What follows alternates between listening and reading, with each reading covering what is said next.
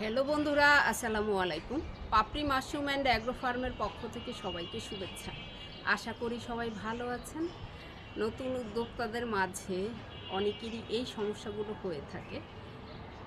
স্পন অথবা মাদার দুইটা যদি একই জিনিস মনে করে থাকেন তো সেক্ষেত্রে ভুল। যারা খড়ের বেড তৈরি করবেন তারা মাদার নিতে পারেন, অথবা যারা স্পন তৈরি করবেন তারা মাদার নিতে পারেন। কিন্তু অনেকে না বুঝে মাদার অর্ডার করে ফেলেন, কিন্তু আমরা তো এত কিছু খেয়াল করা সম্ভব না যে আপনি আসলে কতটুকু জানেন বা কতটুকু জানেন না। তো হাতে পাওয়ার পরে যখন বলেন এটা কি আমি দুপাশ কেটে বসিয়ে দিব, আসলে একটু দাম বেশি। মাদার স্পুনের মতো করে রেডি স্পুন চাষ করবেন, কারণ আপনার উৎপাদনের সাথে আপনার বিক্রয়ের ম্যাচ হবে না। তো আপনি হয়তো চেয়েছেন স্পন, কিন্তু আপনি বলেছেন মাদার। তো সেটা আসলে না জানার কারণে এরকম হয়ে থাকে।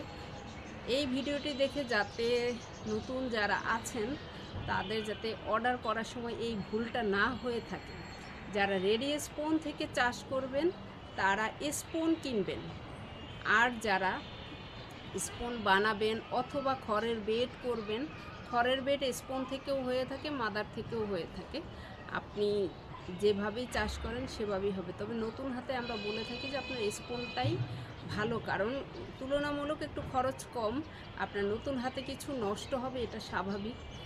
তো অল্পর উপর দিয়ে যায়, যেহেতু পার প্যাকেটে 10 টাকার ব্যবধান, তো আপনি 1050 মাল নিলে 1000 টাকার পার্থক্য থাকে।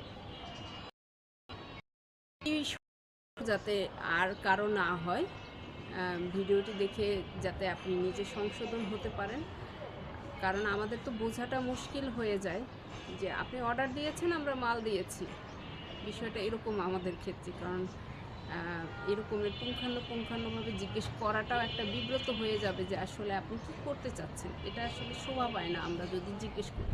তো আপনি কতটুকু জানেন, কতটুকু প্রয়োজন, কি প্রয়োজন সেটা আপনি জেনে নেবেন আশা করি।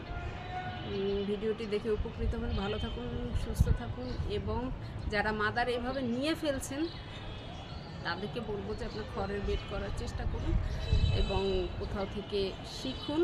ইউটিউব আছে, জানার শেষ নাই, জানুন এবং মানুন। ভালো থাকুন এবং নিজে মাশরুম চাষ হিসেবে সঠিক পথ চলাতে